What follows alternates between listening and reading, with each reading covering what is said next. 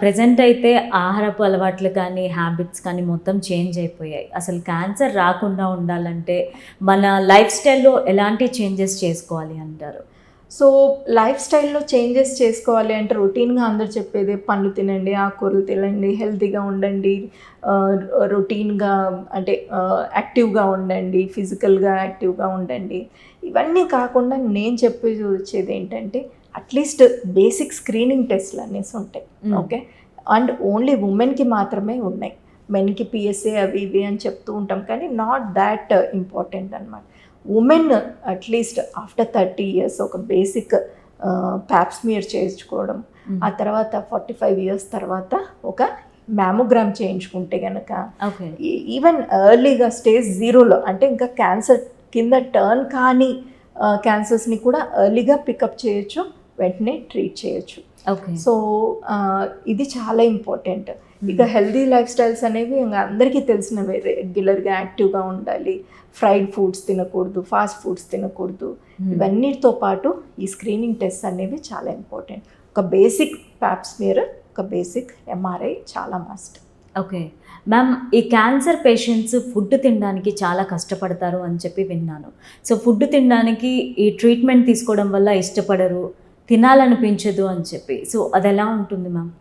So, ప్రతి patient రాగానే first అడిగేది ఫుడ్లో ఎలాంటి చేంజెస్ చేయాలి అనేసి, ఎందుకంటే తినలేకపోవడం. అవును.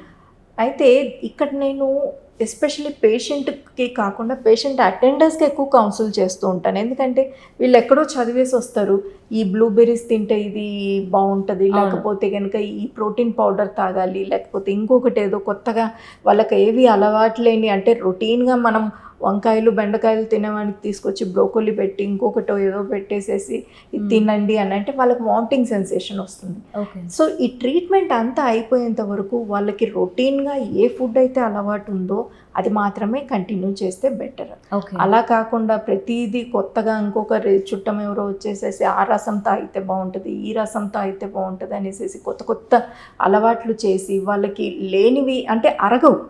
ఓకే, ఆల్రెడీ ట్రీట్మెంట్ జరుగుతూ ఉంటుంది, దాని సైడ్ ఎఫెక్ట్స్ ఉంటాయి, దాని ప్రాబ్లమ్స్ ఉంటాయి, దాని మీద ఈ కొత్తగా చేసేవి అది వద్దనేసి చెప్తాను. సో రొటీన్గా వాళ్ళకి ఏదైతే అలవాటు ఉందో, వాళ్ళ లైఫ్ స్టైల్ ఏదైతే ఉందో అది తీసుకుంటే బెటర్ అని చెప్తాను. ఆ తర్వాత చాలామంది ఇంటర్మీడియట్ ఫాస్టింగ్ చేయొచ్చా డ్యూరింగ్ ట్రీట్మెంట్ అనేసి. డ్యూరింగ్ ట్రీట్మెంట్ కొత్తగా ఇంటర్మీడియట్ ఫాస్టింగ్ చేయటం అనేది మంచిది కాదు. ఎందుకు అని అంటే ఆ టైంలో మళ్ళీ వాళ్ళకి ఈ హైపోగ్లైసెమిక్ అటాక్స్ ఇవన్నీ వస్తూ ఉంటాయి.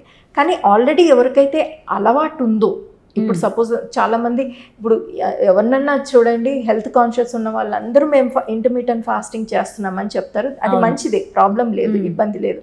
సాయంత్రం 6 లోపల మనము డిన్నర్ చేసేస్తే కనుక అసలు నెక్స్ట్ డే మార్నింగ్ 8-9 వరకు బ్రేక్ఫాస్ట్ చేయకుండా అంటే ఒక 12 to 14 hours 16 hours ఫాస్టింగ్లో బాడీ ఉంటే కనుక అంతకంటే హెల్దీ లైఫ్ స్టైల్ హ్యాబిట్ ఇంకేది లేదు. మన పూర్వకాలంలో అందరూ కూడాను మార్నింగ్ తినేవాళ్ళు, నైట్ సాయంత్రం 6 గంటల లోపల తినేసేవాళ్ళు. ఆ తర్వాత ఇంకెవరు ఏమీ తినేవాళ్ళు కాదు. ఇప్పుడే మనం 11 గంటలకి 12 గంటలకి కూడా పాప్కార్న్లు, పెప్సీలు అదే. సో అలా కాకుండా ఇలాంటి హెల్దీ లైఫ్ స్టైల్ పాటించగలిగితే మంచిది. కానీ కొత్తగా డ్యూరింగ్ ట్రీట్మెంట్ జరుగుతున్నప్పుడు ఇప్పుడు సడన్గా వచ్చేసి ఇంటర్మీడియట్ ఫాస్టింగ్ అని మధ్యాహ్నం 2 గంటల తర్వాత 4 గంటల తర్వాత తినను అంటే కుదరదు. సో వాళ్ళకి ఎందుకంటే ఒకటేసారి ఎక్కువ ఫుడ్ తీసుకోవడం అనేది కష్టం అవుతూ ఉంటుంది.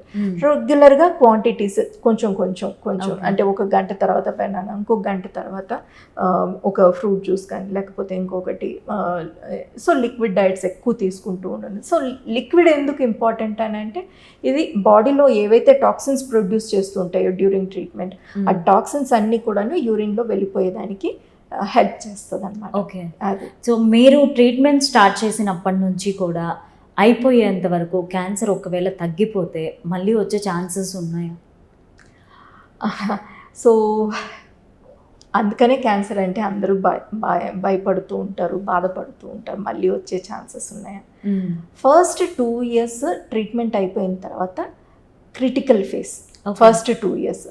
అందుకని ఎవ్రీ 3 months కంపల్సరీ రెగ్యులర్ చెకప్స్కి రావాలి అనేసి చెప్తూ ఉంటాం ట్రీట్మెంట్ అంతా అయిపోయిన తర్వాత. ఈ ఫస్ట్ 2 yearsలో ఒకసారి క్యాన్సర్ రిటర్న్ రాలేదు అని అంటే మళ్ళీ వచ్చేదానికి చాలా తక్కువ అవకాశం ఉంటుంది. ఓకే. ఆఫ్టర్ 5 years 10 years కూడా మేము రికరెన్సెస్ చూసాము. దట్స్ వెరీ రేర్, చాలా తక్కువ. ఫస్ట్ 2 years ఇంపార్టెంట్ అన్నమాట. ఓకే. ఈ ఫస్ట్ 2 yearsలో రెగ్యులర్గా మీ డాక్టర్ చెప్పినట్టు ఏమేమి టెస్టులు చేయించుకోవాలి, ఏమేమి లేకపోతే ఎగ్జామినేషన్స్ ఉంటాయి, వీటి ప్రకారం చేసుకుంటే కనుక చాలా బాగుంది. ఓకే మ్యామ్, ఇది వంశపారంపర్యంగా వస్తుందా, మన హ్యాబిట్స్ వల్ల వస్తుందా, దేనివల్ల ఎక్కువ క్యాన్సర్ వచ్చే ఛాన్సెస్ ఉంది? వంశపారంపర్యంగా క్యాన్సర్స్ అనేది 5 to 10% మాత్రమే. ఓకే. మన లైఫ్ స్టైల్ చేంజెస్లో వచ్చేవే ప్రాబ్లమ్స్ వల్ల 50% ఆఫ్ ద టైం, 50% అసలు మనకు కారణం అనేది తెలియకుండా వస్తూ ఉంటుంది. సో వంశపారంపర్యంగా అనగానే ఇప్పుడు చాలామంది, ఇప్పుడు సపోజ్ మా అమ్మమ్మకు బ్రెస్ట్ క్యాన్సర్, నాకు కూడా వస్తుందా బ్రెస్ట్ క్యాన్సర్ అనేసి చాలామందికి డౌట్ ఉంటుంది. అది వంశపారంపర్యం అంటే లెస్ దాన్ 40 years, అంటే 40 సంవత్సరాల లోపు మీ ఇంట్లో ఒక యంగ్ పేషెంట్కి క్యాన్సర్ వచ్చింది, ఫస్ట్ కేసుగా వచ్చినా కానీ మీరు జెనెటిక్ కౌన్సిలింగ్కి వెళ్తే బెటర్. జెనెటిక్ కౌన్సిలింగ్లో సింపుల్ బ్లడ్ టెస్ట్ చేసి మీకు ఏవి క్యాన్సర్స్ ఇవి అంటే ఏ సెల్స్, ఏ మ్యూటేషన్స్ ఎక్కువ ఉన్నాయి, ఇవన్నీ ఆ జీనెటిక్ ప్రొఫైల్లో అన్నీ కూడాను బయటపడుతూ ఉంటాయి. సో అలాంటిది చేయించుకుంటే బెటర్. ఓకే.